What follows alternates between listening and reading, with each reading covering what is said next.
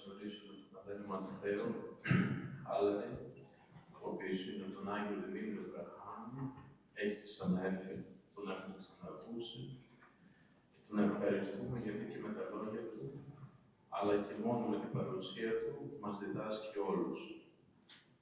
Ο Άγιος Δημήτριος Βραχάμι, όταν πάτε στην Αθήνα, επισκεφτείτε όλοι σας, αξίζει. Εκεί που το πάτε Κυριακή είναι εκκλησιαστείτε σε μια ενορία, εκκλησιαστείτε στον Άγιο Δημήτριο, θα δείτε τι έργο έχει κάνει και αν υπάρχει σήμερα ο Άγιος Δημήτριος ως κτίριο, αλλά και ως ψυχές αυτές που θα δείτε μέσα, όλα οφείλονται στον πατέρα Ματθαίο. Τον ευχαριστούμε και πάλι που είναι μαζί μας απόψε εδώ και περιμένουμε και πάλι να ακούσουμε, αλλά και να μην μας ξεχνάει ποτέ στις προσευχές του και πάντοτε να γνωρίζουμε ότι το μοναστήρι είναι το σπίτι του και τον ευχαριστούμε πάντοτε που έχει καλό λόγο να πει και εμάς να μας συμβουλέψει τους μικρότερους στην ηλικία. Εγώ τον πατέρα Ματθαίο Χάλαρη τον γνωρίζω από τότε που ήμουν μικρό παιδάκι και πήγαινα στον Άγιο Δημήτριο πατέρα Ματθέ, που ήταν ο Άγιος Δημήτριος ακόμη παρεκκλήσιο από κάτω, δεν υπήρχε ο πάνω ναός.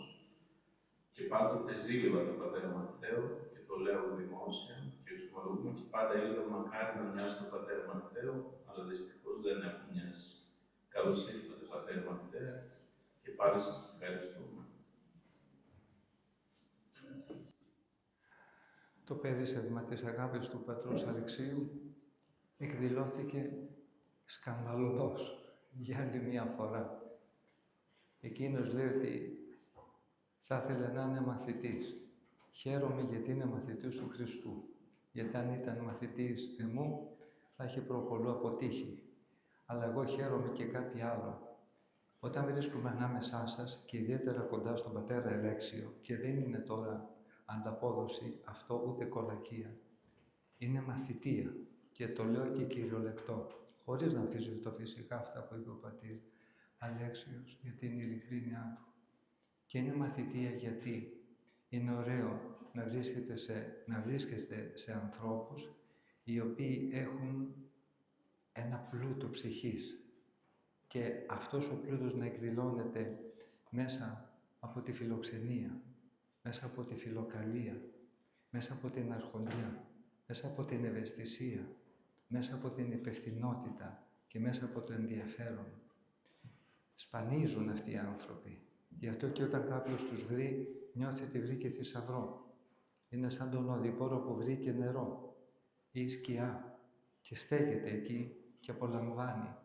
Και όσες ώρες βρίσκομαι δίπλα στον Πάτερ, αισθάνομαι ότι όλα αυτά ενεργοποιούνται μέσα στη ψυχή μου, έτσι ώστε οι πατέρες που περιμένουν αύριο με το καλό να επιστρέψω και πάλι στη βάση μου, να έχουν να ακούσουν ωραία πράγματα, όχι τόσο από το περιβάλλον, το φυσικό του ωραίου σας νησιού, αλλά από τους ανθρώπους, των ίδιων και εσάς, που έχετε κι εσείς αυτή την ομορφιά της υπομονής, της επιμονής, της σπουδής, της μαθητείας, της ευγένειας. Είναι ωραία στοιχεία αυτά, τα οποία πρέπει να καλλιεργούνται και πού αλλού θα τα καλλιεργήσουμε, μέσα σε αυτό το Γεώργιο που λέγεται Ορθόδοξη Εκκλησία μας. Άρα, αμφότεροι είμαστε πολλαπλώς ωφελημένοι και εύχομαι αυτή η χαρά που νιώθουμε μέσα στις ψυχές μας ποτέ να μην δύσει, αλλά πάντοτε να μεσουρανεί και να μας αξιώσει ο Θεός να ζήσουμε και την αιώνια χαρά στη Βασιλεία των Ουρανών. Το θέμα με το οποίο όλοι σήμερα θα μαθητεύσουμε επιγράφεται τα δώρα της Θείας Χάριτος και είναι λέξεις απλές αλλά γεμάτες περιεχόμενο ορθόδοξο. Μιλάμε για τη χάρη του Θεού και στο ερώτημα τι είναι αυτή η χάρις, η απάντηση είναι απλή αλλά γεμάτη όμως περιεχόμενο.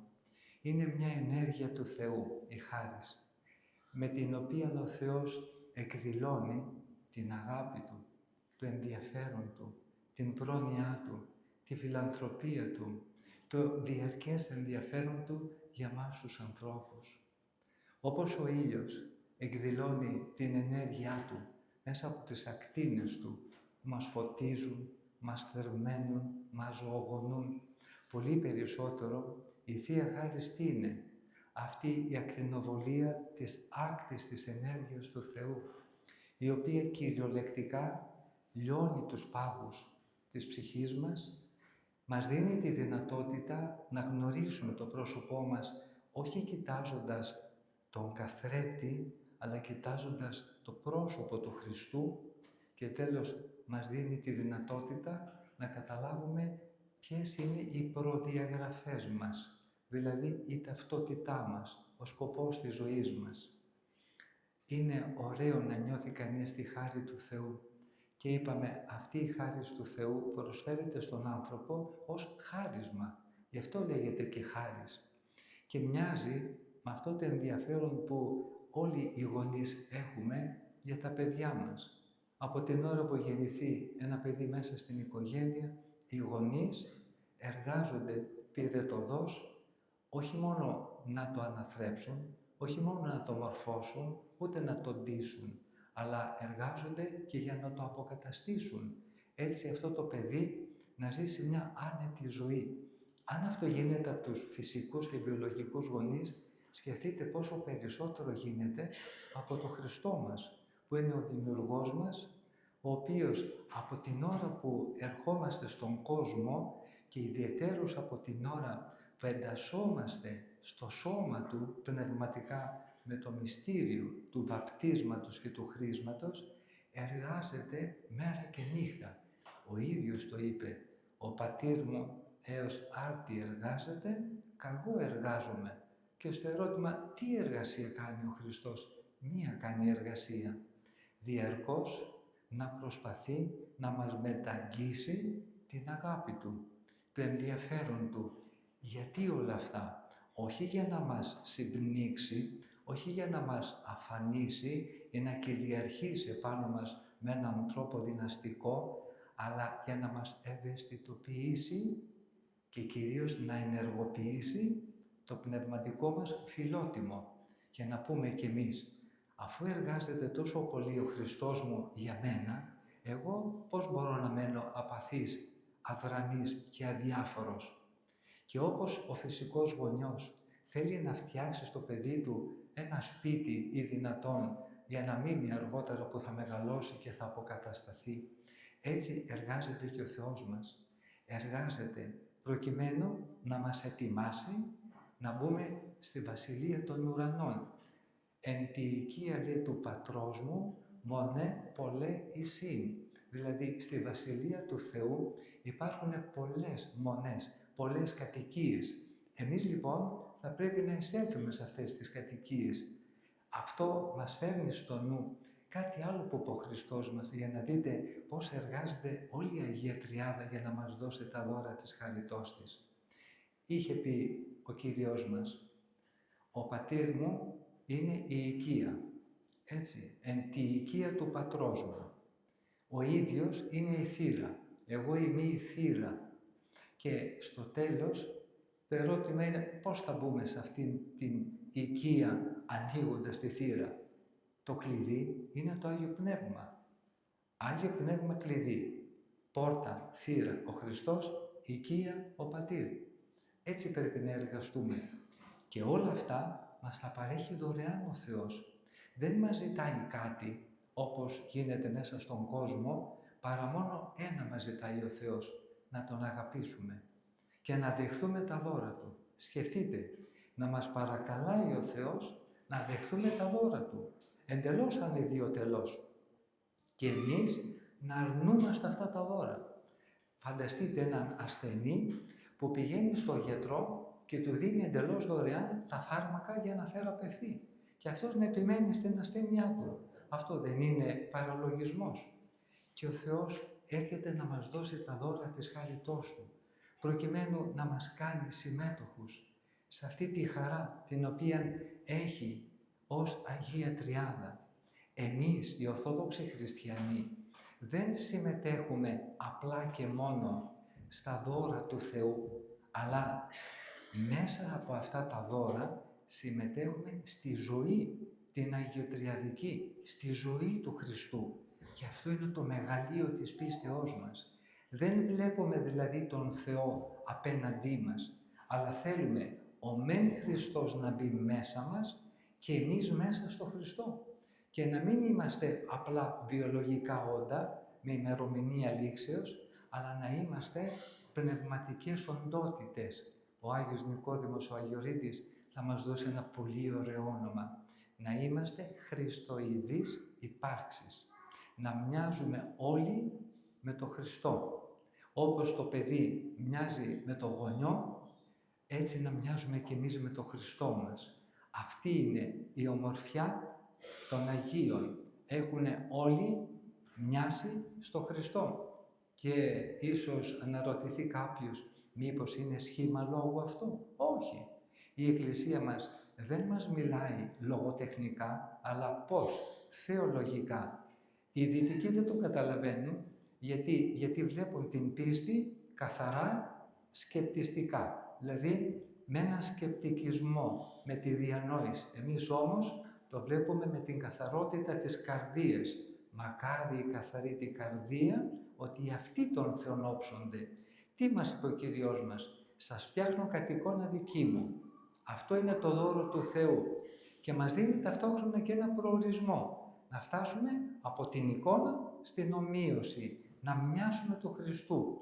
Επομένως, όπως ο μικροτεχνίτης μοιάζει στον έμπειρο τεχνίτη και στο τέλος αναλαμβάνει αυτός την εργασία του όταν φτάσει σε συνταξιοδότηση, έτσι γίνεται και με τον Χριστό, με τη διαφορά ότι ο Χριστός ποτέ δεν τελειώνει, ποτέ δεν φτάνει στην σύνταξη, αλλά μόνο στην συνύπαρξη με τον άνθρωπο.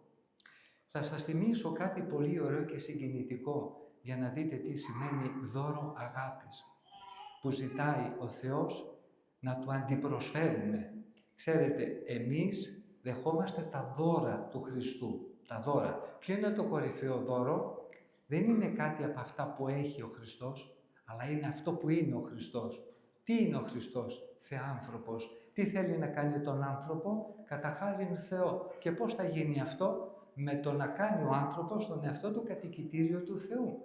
Το πιο ακριβό και ανεκτήμητο δώρο της χάριτος του Θεού είναι η Θεία Κοινωνία, που έρχεται σε συνέχεια ενός άλλου πάλι μεγάλου δώρου, της αφέσεως των αμαρτιών μας.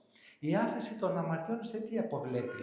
Στο να κάνει τον εαυτό μας έτοιμο, καθαρό ή δυνατόν οικοκυρεμένο, για να δεχτούμε τον μεγάλο επισκέπτη που λέγεται Χριστός. Όπως στο σπίτι σας, όταν καλείτε κάποιον να έρθει και ή δυνατόν να κοιμηθεί κιόλας, είναι βέβαιο ότι του ετοιμάζεται και δείπνο, του ετοιμάζεται και δωμάτιο καθαρό κτλ.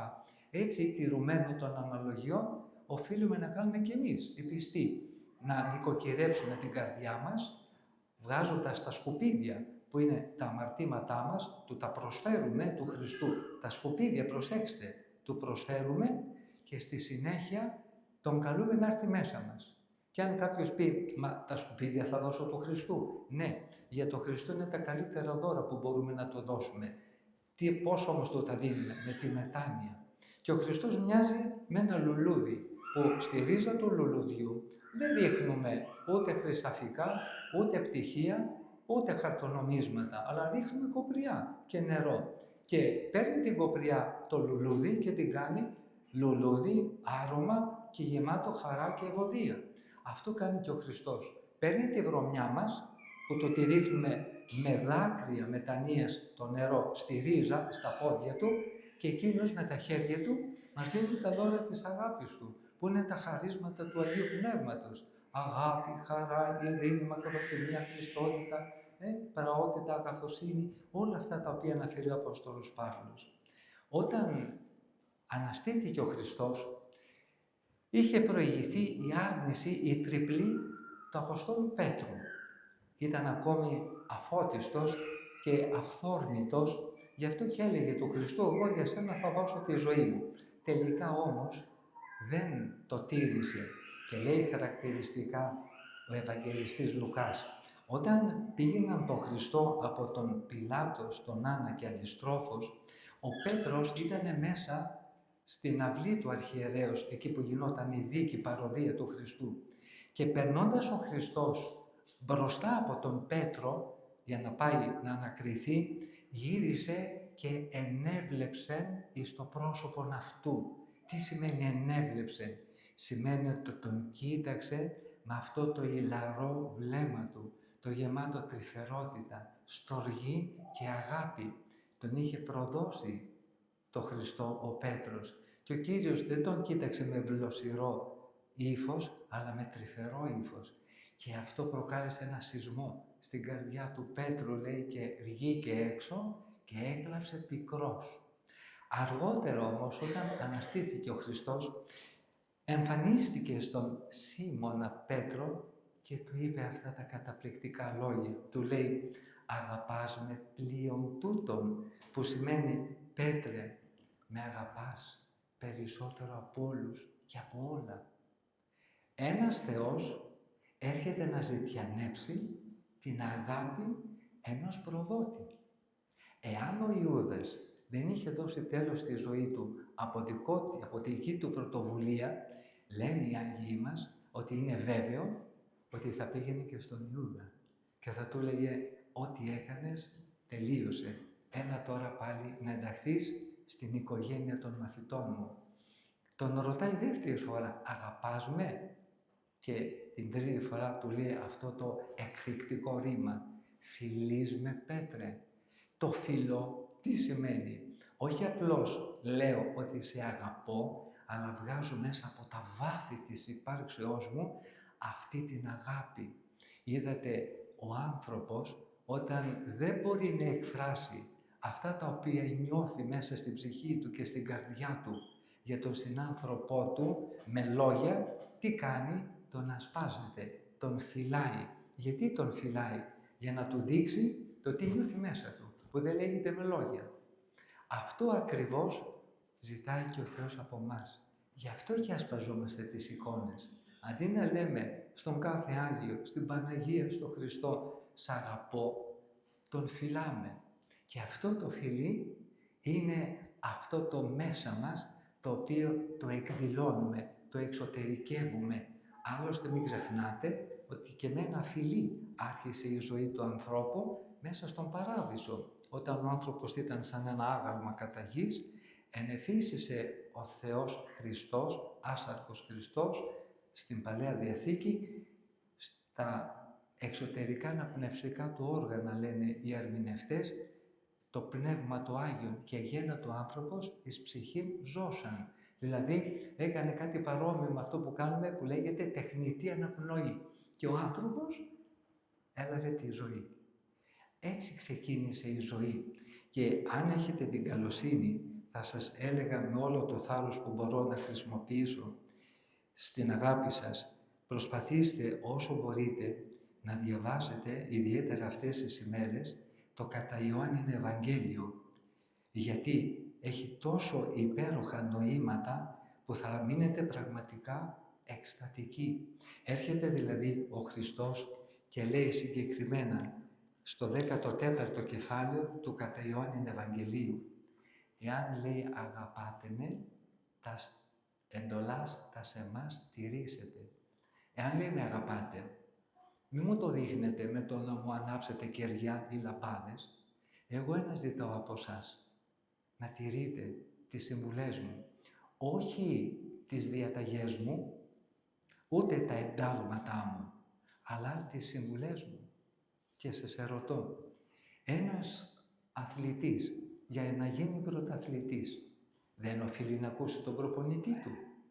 Και ένας μαθητής για να πάρει το απολυτήριο ή ο φοιτητής να πάρει το πτυχίο δεν οφείλει να ακούσει τον δάσκαλό του? Γιατί εμείς λοιπόν ορθώνουμε το ανάστημά μας ως ανάχωμα πνευματικό και δεν θέλουμε να ακούσουμε αυτά τα ωραία λόγια που μας λέει ο Χριστός? Και τι μας λέει ο Χριστός? Μας λέει να αγαπάμε και να μην μισούμε. Να είμαστε ταπεινοί και όχι εγωιστές. Να είμαστε φιλόθιοι και όχι φιλίδωνοι. Πού είναι το δύσκολο και το παράξενο? Είναι δηλαδή σαν να μας λέει ο Χριστός, θα αναπνέετε, θα πίνετε νερό και εγώ θα σας δίνω ένα επίδομα. Και θα πείτε, Χριστέ μου, είναι δυνατόν να μην αναπνεύσω ή να μην πιω νερό? Δεν χρειάζεται να με πληρώνεις για να το κάνω. Και ο Χριστός το κάνει αυτό, για να μας δείξει δηλαδή το πλεόνασμα, αυτό το ξεχύλισμα της αγάπης Του. Και περιμένει και από εμάς να Του δώσουμε αυτό το αντίδωρο που λέγεται αποδοχή της δικής Του αγάπης. Κοιτάξτε πάλι σε ένα άλλο σημείο, πάλι ο Χριστός είναι τα τελευταία λόγια που λέει στους μαθητές Του και δι' αυτόν σε όλους εμάς, πριν έρθει η φρικτή ώρα των παθών, που όμως είναι η δόξα του Χριστού. Και λέει λοιπόν, ο έχοντας εντολάς μου και τηρών αυτάς, εκείνος εστιν αγαπών με. Αυτός είναι που με αγαπάει. Όχι αυτός γενικά που έρχεται στην Εκκλησία, αλλά αυτός ο οποίος κάνει τον εαυτό του ναό μέσα στον οποίο εγώ θα λειτουργώ, θα υπάρχω και θα τον ζωοποιώ. Και συνεχίζει, ο δε αγαπών με αγαπηθήσετε υπό του Πατρός μου. Τι σημαίνει αυτό? Σημαίνει ότι όπως ο Χριστός είναι ο καταφύσιν Υιός του Πατρός, εκείνος που αγαπάει τον Χριστό θα αγαπηθεί από τον Πατέρα Του, τον φυσικό, και θα φτάσει στο επίπεδο το πνευματικό της υιοθεσίας. Δηλαδή, κοιτάξτε πόσο ψηλά μας αναβάζει ο Θεός με τα αυτονόητα. Δεν μας ζητάει να φτιάξουμε 100 εκκλησίες ή 50 ιδρύματα. Μας λέει απλά να Τον αγαπάμε. Τι πιο φυσικό, να αγαπάμε τον Δημιουργό μας, ο οποίος μόνο ξέρει να αγαπάει και να μας προσφέρει δώρα αυτής της αγάπης. Φτάνουμε λοιπόν στην υιοθεσία. Όχι μας βάζει στο σπίτι Του σαν βοηθητικό προσωπικό, ούτε μας δίνει σαν εργάτες ένα μικρό επίδομα, αλλά μας κάνει καταχάριν Υιούς. Καταχάριν Υιούς τι σημαίνει? Έχω δικαιώματα στη Βασιλεία των Ουρανών. Γιατί ποιοι είναι αυτοί που κληρονομούν έναν ο οποίος έφυγε από τη ζωή? Οι γείτονες ή οι συγγενείς? Οι συγγενείς, γιατί έχουν μια σχέση μαζί Του και μάλιστα με τον κεκοιμημένο και μάλιστα ή δυνατόν και εξαίματος, ακόμα πιο ισχυρή συγγένεια. Εμείς με τον Χριστό τι θέλουμε να κάνουμε? Να κάνουμε αυτή τη συγγένεια όσο γίνεται πιο φανερή, πιο ενεργητική. Και πώς θα γίνει αυτό? Θα γίνουμε συγγενείς εξαίματος. Γι' αυτό κοινωνάμε των αχράντων μυστηρίων, εις άφεσιν αμαρτιών και η ζωή την αιώνιον. Όπως ένας ασθενής κάνει μετάγγιση αίματος για να επανέλθει πάλι στη φυσική του κατάσταση, και εμείς ως ημιθανείς πνευματικά κοινωνούμε των αχράντων μυστηρίων για να μπει το αίμα του Χριστού μέσα στο αίμα μας, στην καρδιά μας, στις φλέβες μας, και το σώμα Του να γίνει σώμα μας. Έτσι ώστε όλος ο άνθρωπος να είναι κατοικητήριο του Θεού. Όπως ο Χριστός κατοίκησε για 9 ολόκληρους μήνες μέσα στην αγιασμένη μήτρα της Θεοτόκου, έτσι και εμείς να νιώθουμε ότι είμαστε θεομητορικά σώματα που κρατάμε στα σπλάχνα μας και σε όλο μας το είναι τον ίδιο τον Χριστό. Και έρχεται ο Άγιος Σημεών, ο νέος θεολόγος, και λέει το εξής καταπληκτικό. Από την ώρα που ο άνθρωπος βάλει μέσα του τον Χριστό, που εκεί είναι όλο το δώρο της αγάπης Του και όλο το δώρο της Θείας Του χάριτος, τότε λέει χριστοποιείται με τον εξής τρόπο. Όπως λέει μέσα στην κοιλιά μιας εγκυμονούσας γυναίκας, αρχίζουν τα σκυρτήματα του εμβρίου να δηλώνουν την παρουσία του και την καθημερινή βιολογική του ανάπτυξη, έτσι ακριβώς, τηρουμένο των αναλογιών, γίνεται και με την πνευματική εγκυμοσύνη. Μπαίνει ο Χριστός μέσα μας. Αρχίζουν τα πνευματικά σκερτήματα. Θυμηθείτε τον Ιωάννη, τον πρόδρομο, στην κοιλιά της Ελισάβετ μητέρας του. Όταν η Παναγία πηγαίνει να βρει στην ορεινή την Ελισάβετ και άρχισε, λέει, με σκερτήματα ο πρόδρομος, έχουσα Θεοδόχον η Παρθένος στην μήτρα, το γράμμα στους 24 οίκους των χαιρετισμών. Εσκύρισε τον βρέφος, λέει, εναγαλιάσει την κοιλία αυτής. Και άλμα συνοσάς μας ενεβόα προς την Θεοτόκον. Ο πρόδρομος, αυτά τα σκερτήματα νιώθει ο άνθρωπος όταν έχει μέσα του τον Χριστό και ενηλικιώνεται ο Χριστός μέσα στον άνθρωπο και ό,τι είναι ο Χριστός κατά φύση το προσφέρει στον άνθρωπο κατά χάριν. Με λίγα λόγια, είναι η αυτούσια και απόλυτη και φυσική αγάπη. Αγάπη δίνει και στον άνθρωπο. Είναι φως. Φως δίνει και στον άνθρωπο. Είναι η ζωή. Ζωή δίνει και στον άνθρωπο. Αυτά είναι τα χαρίσματα, τα μεγάλα που προσφέρει η χάρις του Θεού στον άνθρωπο. Ένα άλλο που θα σας παρακαλέσω πάλι να προσέξετε, πέρα από αυτό που σας παρακάλεσα να μελετήσετε τα κεφάλαια από 12ο του κατά Ιωάννην Ευαγγελίου μέχρι και την αρχιερατική του προσευχή, που είναι το 17ο, μετά αρχίζουν τα πάθη. Είναι ό,τι ωραιότερο, χωρίς να υποτιμούμε τα υπόλοιπα, ό,τι ωραιότερο μπορούμε να μάθουμε για την καρδιά, αυτή την ευαίσθητη καρδιά, τη θεϊκή. Το πώς σκεπτότανε, πώς πονούσε και πώς ήθελε να κάνει τον άνθρωπο συμμέτοχο της αγάπης του. Πάμε τώρα λίγο να δούμε ένα άλλο πάλι καταπληκτικό σημείο. Τέλος της Αποκάλυψης. Εκεί λοιπόν θα ακούσουμε το εξής υπέροχο. Λέει εκεί ο Ιωάννης «Και το πνεύμα και η νύμφη λέγουσιν έρχου και ο διψών ερχέστο και ο θέλων λαβέτων είδων ζωής δωρεάν». Λέει το Πνεύμα του Άγιο, γράφει ο Ιωάννης στην Αποκάλυψη, στο 22ο κεφάλαιο, στίχος 17. «Και το Πνεύμα του Άγιο και η νύμφη Εκκλησία λέγουν, έλα νυμφίε, έλα. Και καθένας που ακούει τις προφητείες αυτές ας πει, έλα νυμφίε, έλα. Και καθένας που διψά τον νυμφίο Χριστό και την αιώνια μακαριότητα ας έρθει.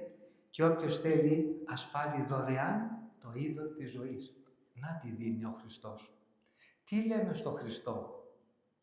Δια του Αγίου Πνεύματος. Ελθέ και σκήνωσον εν ημίν, λέμε στο Άγιο Πνεύμα, για ποιο σκοπό? Και καθάρισον ημάς από πάσης κυλίδους.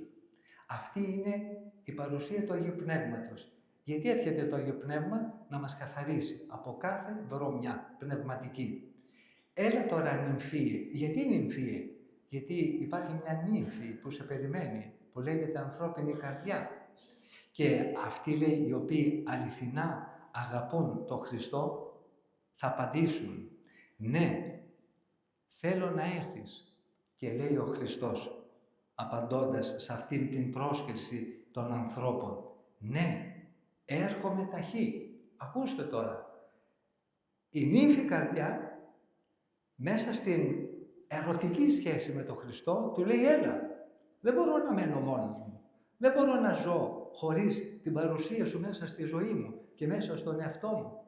Και ο Κύριος έρχεται γρήγορα και το λέει, ναι, έρχομαι ταχύ, σε άκουσα. Ξέρετε η γλώσσα της αγάπης. Δεν μοιάζει με την δυνατότητα που έχει εδώ τώρα το μικρόφωνο να γίνεται η φωνή μέσα από το μεγάφωνο σε εσάς ακουστεί. Όχι. Η μεγαλύτερη φωνή και η πιο δυνατή που φτάνει στον ουρανό είναι η φωνή της αγάπης στο Θεό. Του λέμε λοιπόν, έλα, και απαντάει ο Θεός, ναι, έρχομαι γρήγορα. Αυτό το ταχύ με ύψιλον είναι πολύ ωραίο, γιατί δείχνει το πόσο πολύ ο Θεός έρχεται στον άνθρωπο με μία ταχύτητα φωτός, που είναι και αυτό πολύ μικρό σαν μέγεθος ταχύτητας και θα έλεγα μονάδα ταχύτητας για να μας αποδείξει το πόσο γρήγορα έρχεται ο Χριστός μέσα μας. Μην το ξεχνάμε, αν αυτή τη στιγμή μπορούσαμε μέσα από την καρδιά μας να του πούμε έλα, θα ερχότανε. Άλλος το ίδιος δεν μας το είπε. Όπου εισήν 2 ή 3 συνηγμένοι εις το ημών όνομα, εν μέσω ημών είμαι κι εγώ. Ήδη είναι εδώ ανάμεσά μας. Να είχαμε μάτια πνευματικά, εδώ θα τον βλέπαμε μπροστά μας τώρα. Αλλά όλοι τον νιώθουμε, είναι βέβαιο. Έρχομαι λίγο γρήγορα, γιατί δεν μπορώ κι εγώ χωρίς εσάς. Ξέρετε τι σημαίνει ένας Θεός που όλα τα έχει δικά του και είναι ανενδεής. Δεν έχει ανάγκη από τίποτα. Από τίποτα απολύτως. Ελάτε όμως που δεν μπορεί χωρίς τον άνθρωπο. Μπορεί ο άνθρωπος να ζήσει χωρίς την καρδιά του? Όχι. Γιατί γίνεται πτώμα. Έτσι δεν μπορεί και ο Θεός. Επιτρέψτε μου τη λέξη. Δεν μπορεί να ζήσει χωρίς τον άνθρωπο. Γιατί τον έπλεψε τον άνθρωπο, λέτε. Γιατί δεν είχε τι να κάνει, μακριά από εμάς μια τέτοια σκέψη. Για να μοιραστεί με τον άνθρωπο όλα του τα αγαθά. Τη ζωή του την ίδια. Ο Θεός μοιράζεται, προσέξτε, με τον άνθρωπο ό,τι έχει και ό,τι είναι. Και ο άνθρωπος τι θέλει να κάνει στο Χριστό σαν ένα δώρο ανταπόδοσης το μαζί. Ο Χριστός θέλει το μοιράζομαι. Ο άνθρωπος θέλει το μαζί. Χριστέ μου, δεν μπορώ μόνος μου. Δεν μπορώ μόνοι μου. Θέλω να είμαστε μαζί. Γι' αυτό και απαντάει με αυτόν τον τρόπο ο Χριστός και λέει «Ναι, Κύριε, έρχου». Απαντά τώρα η ψυχή στο «έρχομαι ταχύ». «Ναι, Κύριε, έλα γρήγορα, γιατί και η ψυχή μου δεν μπορεί χωρίς εσένα». Πόσο ωραία είναι αυτά όταν έτσι με τόσο απλότητα, όπως μας τα έχει αποκαλύψει ο Κύριος μας, μέσα από τα ίδια του τα λόγια, αρχίζουμε να τα γράφουμε με έναν ανεξίτηλο τρόπο, όχι απλώς μέσα στη μνήμη μας, αλλά κυρίως μέσα στην καρδιά μας. Άλλο είναι η αγάπη του μυαλού, άλλο είναι η αγάπη της καρδιάς. Με άλλο τρόπο αγαπώ ένα αντικείμενο ή έναν ξένο και με άλλο το παιδί μου και τον εαυτό μου. Επομένως, τέτοια αγάπη θέλει ο Χριστός. Όχι μια αγάπη επιδερμική, αλλά μια αγάπη ουσιαστική. Στη δε Παλαιά Διαθήκη έρχεται πάλι ο Θεός και λέει κάτι πάρα πολύ ωραίο και συγκινητικό. Λέει το εξής στις παροιμίες. «Δώσ' μη, Ιε, στην καρδία». Δεν θέλω, λέει, τίποτα από σένα. Ούτε τα πλούτη σου, γιατί είμαι πάμπλουτος. Ούτε τα πτυχία σου, γιατί είμαι παντογνώστης. Τι θέλω όμως? Ένα, την καρδιά σου. Και το λέει τόσο γλυκά. «Δώσ' μου», λέει.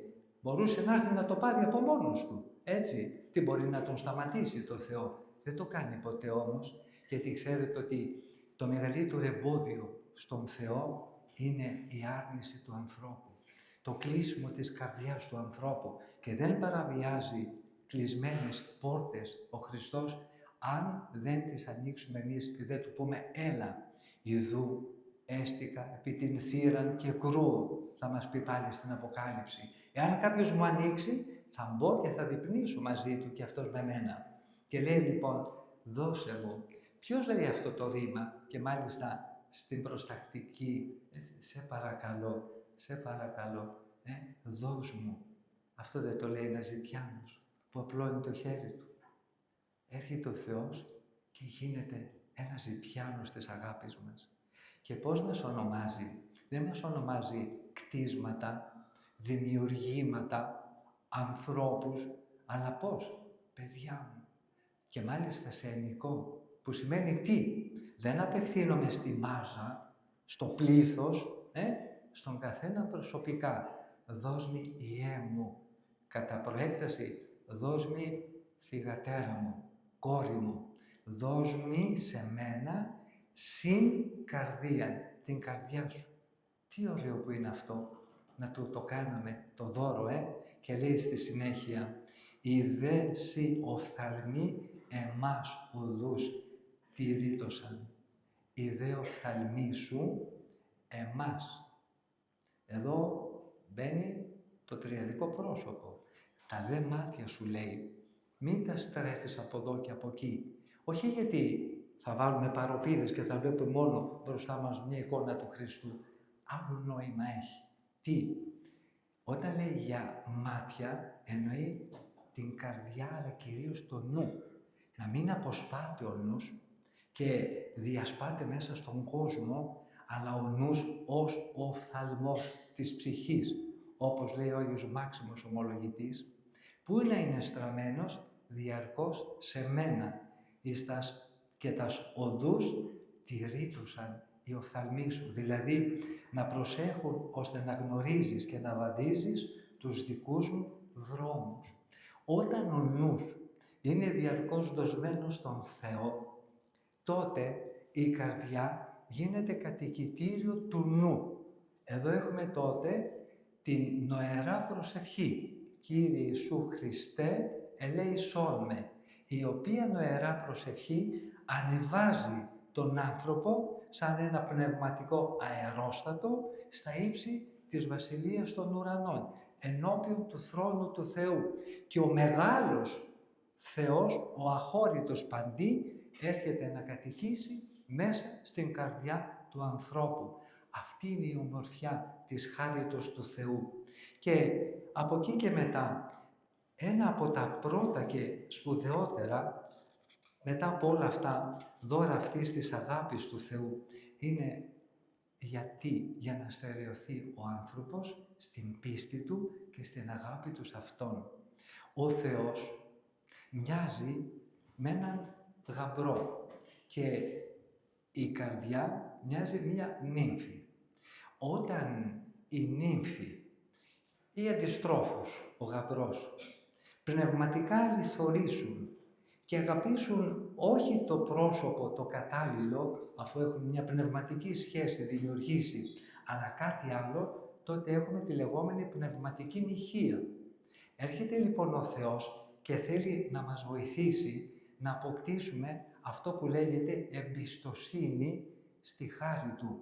Τι είναι εκείνο που κρατάει δύο ανθρώπους παντρεμένους στο πέρασμα των χρόνων με τις πολλές δοκιμασίες που έχουν δοκιμάσει? Η εμπιστοσύνη του ενός προς τον άλλον. Αυτή την εμπιστοσύνη ζητάει και ο Θεός μέσα από την αγάπη μας και την πίστη μας στο πρόσωπό Του. Η αγάπη και η πίστη στο Χριστό είναι τρόπος ζωής. Δεν είναι πράξεις, όπως μερικοί νομίζουμε. Οι πράξεις είναι αποτέλεσμα του τρόπου ζωής. Επομένως, όταν αληθινά αγαπώ, τότε και πιστεύω στον Χριστό, τότε όλα όσα κάνω έχουν σφραγίδα και άρωμα πίστεως και αγάπης. Γι' αυτό και όταν μας καλεί η Εκκλησία να Τον κοινωνήσουμε, τι μας λέει? Με τα φόβου Θεού πίστεως και αγάπης προσέλθετε. Ελάτε να δείξετε δηλαδή το μέγεθος και το ύψος της πίστεως και της αγάπης σας με αυτήν τη μοναδική πράξη. Να βάλετε μέσα σας το σώμα και το αίμα του Χριστού. Επομένως, να τι είναι αυτή η προσπάθεια την οποία ο Θεός καταβάλει με όλες του τις δυνάμεις, χωρίς όμως να παραβιάσει την ελευθερία μας, για να μπει μέσα μας και να μας αυξήσει αυτή την πίστη και την αγάπη. Ξέρετε πολύ καλά ότι στην Παλαιά Διαθήκη το πώς ο Θεός συμβούλευε τους ανθρώπους, αν και ακόμα δεν είχε σαρκωθεί, να ετοιμάζονται για αυτή τη μεγάλη στιγμή της επιγής παρουσίας Του. Έλεγε λοιπόν το εξής στο βιβλίο του Δευτερονομίου. «Μνηστήσει διαπαντός Κυρίου του Θεού σου». Δηλαδή, διαρκώς να θυμάσαι, να έχεις μέσα στο μυαλό και στην καρδιά σου τον Κύριο και Θεό σου. Προσέξτε, Κύριος και Θεός είναι ο Χριστός. Κύριος και Θεός είναι το δεύτερο πρόσωπο της Αγίας Τριάδος. Αυτός ο στίχος είναι καθαρά προφητικός. Και πού αναφέρεται? Στην διαρκή σχέση του ανθρώπου δια της προσευχής με τον Χριστό. Και λέει στη συνέχεια, να έχεις διαρκώς, λέει, στο νου σου τον Κύριο και Θεό σου, προσέξτε τώρα, καθήμενος, πορευόμενος, κοιταζόμενος και διανυστάμενος, που σημαίνει να τον έχεις διαρκώς μέσα σου και την ώρα που κάθεσαι, όπως καλή ώρα τώρα εσείς, και όταν περπατάς στο δρόμο και όταν κοιμάσαι, αυτό σημαίνει κοιταζόμενος, κοίτη, κρεβάτι, και διανυστάμενος και όταν σηκώνεσαι από το κρεβάτι σου για τις δουλειές σου κάθε μέρα. Άρα, διαρκώς. Να μην υπάρχει δευτερόλεπτο που να μην έχεις διαρκώς τον Κύριο και Θεό σου. Έρχεται τώρα ο Άγιος Γρηγόριος ο Θεολόγος και παίρνει αυτό το χωρίο, το τόσο ωραίο και καταπληκτικό, και το διατυπώνει μέσα σε μία φράση και λέει «Μνημονευθέων του Θεού μάλλον ή αναπνευστέων». Το να μνημονεύω, δηλαδή να έχω διαρκώς μέσα στο νου μου, στην καρδιά μου, στην ύπαρξή μου τον Χριστό, είναι πολύ ανώτερο ακόμα και από αυτήν την αναπνοή μου. Πιο πολύ να έχω το Χριστό από ότι έχω την αναπνοή μέσα μου. Αυτό είναι ένα από τα μεγαλύτερα δώρα αυτής της αγάπης του Θεού. Και ξέρετε, η αγάπη του Θεού δεν είναι τόσο απλό. Η αγάπη προς τον Θεό δεν είναι κάτι τόσο απλό και η πίστη, γιατί έχουμε τον αντίπαλό μας, ο οποίος θέλει διαρκώς να μας πάρει αυτή την χαρά μέσα από την λιγοπιστία, αλλά και μέσα από την απιστία. Παράδειγμα, φέρτε στο νου σας τη σκηνή όπου ο Χριστός περπατάει στη λίμνη της Τιβεριάδος, τη νύχτα εκείνη με την τρικυμία, επάνω στα κύματα. Οι μαθήτες μέσα στο πλοιάριο, τα κύματα κυριολεκτικά προσπαθούν να αφανίσουν αυτό το πλοιάριο και βλέπουν τον Χριστό να έρχεται. Και λέει ο Πέτρος, αν είσαι εσύ Κύριε, δώσε εντολή να έρθω προς εσένα, και του λέει ο Κύριος, ελθέ, έλα του λέει. Και αρχίζει να περπατάει πάνω στα κύματα. Όσο έβλεπε τον Χριστό διαρκώς και δεν κοίτασε χαμηλά, πήγαινε προς τον Χριστό. Περπατώντας απάνω στα κύματα, λέτε και ήτανε τσιμέντο, στερέωμα. Όταν βγάζει τη ματιά του από το πρόσωπο του Χριστού, που το κοίταζε ευθέως, και κοιτάζει κάτω και βλέπει αφρισμένα κύματα, αρχίζει να βουλιάζει. Και λέει την ώρα εκείνη του Χριστού, Κύριε, απόλυμε, χάνομαι, λέει, πνίγομαι. Και κάνει ο Χριστός αυτή την αρχοντική κίνηση, απλώνει το χέρι του, τον πιάνει και τον σηκώνει και του λέει, ολιγόπιστε, εις τι η δίστα σας, εγώ είμαι. Κοιτάξτε, πόσο απλά. Απλώνει το χέρι του, τον σηκώνει και του λέει, αφού είμαι εγώ, γιατί ολιγοπιστείς. Κύματα, θάλασσα, η ζωή, ο κόσμος αυτός, σκάφος, ο εαυτός μας. Εμείς περπατάμε πάνω στα κύματα αυτής της ζωής. Πάμε να βρούμε τον Χριστό. Όσο τον έχουμε διαρκώς μπροστά μας, μην φοβόμαστε. Μόλις βγάλουμε τα μάτια μας, την προσοχή μας από τον Χριστό και δούμε κάτω τι μας περιμένει, προβλήματα, δοκιμασίες, αρρώστιες, αποτυχίες, στενοχώριες, ό,τι μπορείτε να φανταστείτε, αρχίζουμε και πέφτουμε μέσα στη θάλασσα του κόσμου αυτού. Και έρχεται ο Χριστός, μας απλώνει το χέρι του και μας σηκώνει και λέει, γιατί φοβόσαστε, αφού εγώ είμαι. Το δεύτερο, έρχεται ο Χριστός να μας πει τι να γυρεύουμε, τι να του λέμε. Θυμηθείτε πάλι ένα ωραίο στιγμιότυπο, με παράπονο το είπε ο Χριστός. Πηγαίνει προς το πάθος του. Τους λέει τι θα συμβεί. Τον πλησιάζει ο Ιάκωβος και ο Ιωάννης. Βάζουν και τη μάνα τους για να κερδίσουν την απάντηση του Χριστού σαν μέσον. Και του λένε, όταν λέει βασιλεύσεις, γιατί τον είχαν ακόμα ότι δεν είναι ο Μεσσίας, δεν είχαν ακόμα φωτιστεί με το Άγιο Πνεύμα και είχαν μια συγκεκριμένη εικόνα περί βασιλικής ιδιότητας του Χριστού. Όταν λέει βασιλεύσεις, δώσ' μας και εμάς δύο θέσεις καλές. Σαν να λέγαμε δύο χαρτοφυλάκια, δύο υπουργεία. Ένα λέει θα είναι από τη μια, ο ένας και ο άλλος από την άλλη. Και γερνάει ο Χριστός και τους λέει με παράπονο, ουκ είδατε τι αιτείστε, δεν ξέρετε τι ζητάτε. Δίναστε ποιήν το ποτήριον, ο εγώ πίνω. Και βαπτιστήστε το βάπτισμα, ο εγώ βαπτίζομαι. Ήταν το βάπτισμα του αίματος. Αργότερα και θα βαπτιστούν μέσα στο αίμα του μαρτυρίου και θα πιούν το ποτήριο του πόνου για την αγάπη τους στον Χριστό. Την ώρα εκείνη δεν το ξέρανε. Ξέρετε κι εμείς, ξέρουμε κι εμείς τι ζητάμε από τον Χριστό. Τι είπε ο Κύριος, ένα να ζητάμε. Πρώτον, την βασιλεία των ουρανών. Και ταύτα πάντα προστεθήσετε ημίν. Ζείτε, λέει, πρώτον την βασιλεία των ουρανών. Εμείς του ζητάμε υγεία, καλοπέραση, επιτυχία των παιδιών μας, τα χρέη μας, να τακτοποιήσουμε. Και δεν έχουμε σκεφτεί ότι αυτά είναι δευτερεύοντα. Θα τα ζητήσουμε, αλλά όχι σε πρώτη φάση. Θα ζητήσουμε πρωτίστως τη βασιλεία των ουρανών. Και μετά έρχονται όλα τα υπόλοιπα. Αυτό μην το ξεχνάμε λοιπόν, ότι πρέπει να ζητάμε τα άνω και στη συνέχεια όλα τα υπόλοιπα. Ένα άλλο πάλι το οποίο οφείλουμε να ζητάμε, που μας δίνει η χάρις του Θεού, είναι να αντιληφθούμε την αξία των αιωνίων αγαθών. Φανταστείτε μια ζυγαριά. Απ' τη μία βάζουμε όλα τα πλούτη του κόσμου και από την άλλη ένα γραμμάριο βασιλείας ουρανών, ζωής αιωνιότητος. Η ζυγαριά αυτομάτως θα βαρύνει από το σημείο που είναι αυτή μία στιγμή. Γιατί είναι τόσο πολύ ευλογημένη αυτή η ζωή της βασιλείας των ουρανών. Αυτό να ζητάμε, διαρκώς γι' αυτό να ζούμε. Εμείς δεν ζούμε τη Βασιλεία των Ουρανών μετά θάνατον, αλλά από εδώ και τώρα. Όταν έχουμε μέσα μας, μέσα στην καρδιά μας το Θεό, δεν υπάρχει περίπτωση να ζήσουμε χωρίς αυτή τη γεύση της Βασιλείας των Ουρανών. Γι' αυτό και έλεγε ο Κύριος μας, όπου εστίν ο θησαυρός ημών, εκεί και η καρδία ημών έστε. Αν τώρα ένας άγγελος μας έκανε μια κτηνογραφία μέσα μας, ξέρετε πόσον από εμάς εδώ, μηδέν εξαιρουμένου, θα διαπίστωνε ότι είναι μόνο το σώμα μας εδώ. Το μυαλό μας κάπου αλλού είναι. Στο σπίτι μας, στα παιδιά μας, στο σύζυγό μας, στο τι δουλειές έχουμε να κάνουμε αύριο, τι να πληρώσουμε, τι να τακτοποιήσουμε.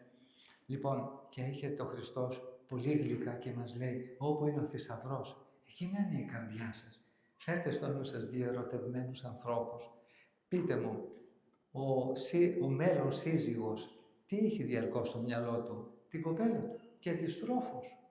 Γιατί του συνδέει αυτή η αγάπη, η οποία μηδενίζει τις αποστάσεις και ζεσταίνει τις καρδιές. Αυτό ζητάει και από εμάς ο Θεός. Να καταλάβουμε και να αντιληφθούμε ότι αυτά που μας ετοίμασε είναι τόσο σπουδαία. Και κάτι ακόμη, είναι δυνατόν να μας πει ο Χριστός ψέματα? Και μάλιστα να μας πει τόσο χονδροειδέστατα ψέματα, τα οποία να τα υπογράψει με το μελάνι, το κόκκινο που είναι το αίμα του? Λέγει ο Άγιος Νικόδημος ο Αγιορείτης, ο Χριστός υπέγραψε τη σωτηρία μας και τα αιώνια αγαθά, έχοντας σαν πένα, όπως είχαν παλαιά την πένα και τη μουτάγανε μέσα στο δοχείο με το μελάνι, έχοντας σαν πένα τον Τίμιο Σταυρό και σαν μελάνι το αίμα του. Και υπέγραψε, λέει, με κόκκινο μελάνι τη σωτηρία μας και τα αιώνια αγαθά. Δεν μας λέει ψέματα ο Χριστός. Δεν είναι, πολιτικός, κακός πολιτικός για να κερδίσει μία ψήφο. Δεν έχει ανάγκη από εμάς. Εμείς τον έχουμε ανάγκη. Και ό,τι το έκανε μόνο και μόνο από την αγάπη του για μας. Επίσης, η Θεία Χάρις έρχεται να μας δώσει να καταλάβουμε ότι είναι απόλυτα αληθινά τα όσα μας είπε οι Θείες Επαγγελίες. Τα λόγια του είναι αλήθεια. Είναι ο μόνος μέσα στην ιστορία του ανθρωπίνου γένους, ο τέλειος και άνθρωπος που είπε «Εγώ είμαι η αλήθεια, η οδός και η ζωή». Η αλήθεια που σημαίνει τι? Ότι ό,τι σας είπα, μην το αφήσετε να περάσετε στη λησμονιά. Αυτό σημαίνει αλήθεια, το αντίθετο της λύθης. Αλλά να το κάνετε οδό, η οποία οδός θα σας οδηγήσει στην αιώνια ζωή, που είναι η ζωή. Επίσης, ένα προτελευταίο χάρισμα είναι να κατανοήσουμε το πόσο γλυκός και υπέροχος είναι ο Παράδεισος. Το έχουμε δει πολλές φορές στα ιερωτικά, το πόσο μας μιλούν οι Άγιοι μας για αυτά τα οποία έστω για απειροελάχιστες στιγμές, αν και δεν μετριούνται με χρονικές στιγμές οι εμπειρίες τους αυτές, όταν ένιωσαν αυτή την ευλογία να ζήσουν στον ουρανό και άκουσαν και είδαν, όχι με τα σωματικά μάτια, αλλά με τις πνευματικές οράσεις, τα μεγαλεία που έχει ετοιμάσει ο Θεός στον ουρανό. Γι' αυτό και λέει ο Άγιος Νικόδημος, εάν λέει ένας Άγιος μας φανέρωνε μέσα από τα σύννεφα, για να το δούμε εμείς εδώ κάτω στη γη, λίγο από το μικρό του δάχτυλο, θα ήταν, λέει, η ακτινοβολία αυτού του σημείου τόσο πολύ μεγάλη, που θα νιώθαμε ότι ο ήλιος είναι σαν φλόγα σπίρτου. Σκεφτείτε σε τι λάμψη, σε τι φως, σε τι χαρά ζουν οι Άγιοι μας στον ουρανό. Και ό,τι είπε ο Χριστός ποτέ μα ποτέ δεν ήταν υπερβολή ή σχήμα λόγου. Ήταν απόλυτη αλήθεια. Εμείς βέβαια αδειμονούμε και πολλές φορές βιαζόμαστε και εκλονιζόμαστε, γιατί νομίζουμε ότι τα λόγια του Χριστού αργούν να γίνουν πράξη, με αποτέλεσμα να κλονιζόμαστε. Και το τελευταίο είναι για να αισθανθούμε, ίσως είναι το πιο σπουδαίο, ότι ο Θεός δεν είναι μια αφηρημένη ιδέα, αλλά είναι πολύ προσωπικός. Δηλαδή, είναι αληθινός. Δεν είναι μύθος. Δεν είναι ιδέα, Ρωτήστε τους ανθρώπους τους πολλούς, δήθεν μορφωμένους και φιλοσόφους, τι είναι ο Θεός. Ξέρετε τι θα σας πούν οι πιο πολλοί? Αν δεν σας πούν ότι δεν υπάρχει Θεός. Τι είναι? Ένα ανώτερο όν, μία ανώτερη δύναμη, όχι όν, μία ανώτερη δύναμη. Μα τι θα την κάνω εγώ τη δύναμη? Εγώ πονάω. Θέλω κάποιον να με καταλάβει. Η δύναμη δεν καταλαβαίνει. Δεν έχει συναίσθημα. Δεν έχει καρδιά. Εγώ σταυρώνομαι. Θέλω κάποιον να με παρηγορήσει. Και έρχεται ο Θεός, ο οποίος και πόνεσε και έκλαψε και σταυρώθηκε και διώχτηκε και κακοποιήθηκε και συκοφαντήθηκε και όλα τα έπαθε ό,τι έχει σχέση με τον άνθρωπο. Γιατί? Για να μας πει ότι όσα κι αν περνάτε, τα έχω περάσει κι εγώ. Δείτε με εμένα, κάντε με τρόποντινά πρότυπό σας και ελάτε μαζί να σηκώσουμε το σταυρό της ζωής σας. Μία φορά τον βοήθησε ένας άνθρωπος, τον Χριστό. Ήταν ο Κυρηναίος, που ήρθε λίγο να τον βοηθήσει κατ' εντολή των Ρωμαίων, όταν ανέβαινε την οδό του μαρτυρίου. Και έρχεται ο Χριστός στον καθέναν από εμάς να γίνει Κυρηναίος της δικής μας πορείας προς το μαρτύριο της πίστεως, η οποία όμως κατάσταση θα μας οδηγήσει στην Ανάσταση. Σας κούρασα, αλλά σημασία έχει ότι μας αξίωσε ο Θεός λίγο πριν το πάθος Του να μοιραστούμε ωραίες στιγμές, που νομίζω ότι όλους μας ικανοποιούν, γιατί δεν είναι λόγια, θεωρίες, αλλά είναι λόγια χάριτος που εκφράζει η χάρις του Θεού και μιλάει μέσα στις ψυχές μας και όχι το στόμα το δικό μου. Νομίζω λοιπόν πρώτος εγώ και μετά εσείς ωφελούμαστε από αυτά, μακάρι να τα θυμόμαστε διαρκώς, να τα ανανεώνουμε μέσα μας με την προσευχή, με την νηστεία, με τη μυστηριακή ζωή, με τη μελέτη, με την προσευχή την ήσυχη και την απερίσπαστη, με την υπακοή μας στους πατέρες, τους πνευματικούς μας, με το να είμαστε οργανικά μέλη της Εκκλησίας μας, έτσι ώστε για μας ο Χριστός να είναι όντως η ζωή της ζωής μας. Για άλλη μια φορά, Πατέρα Αλέξη, αδελφοί μου, σας είμαι ευγνώμων για αυτή την αγάπη σας και τη χαρά που μας δίνετε.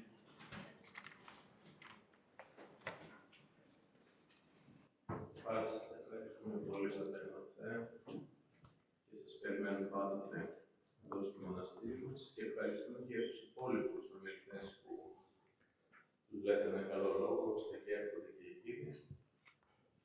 Και ευχόμαστε, όπως είπατε, να δώσουμε την καρδιά μας στον Χριστό και εσείς και εμείς να ευχηθούμε πραγματικά να δώσουμε την καρδιά μας στον Χριστό και όλοι να κερδίσουμε τη βασιλεία των ουρανών. Αμήν.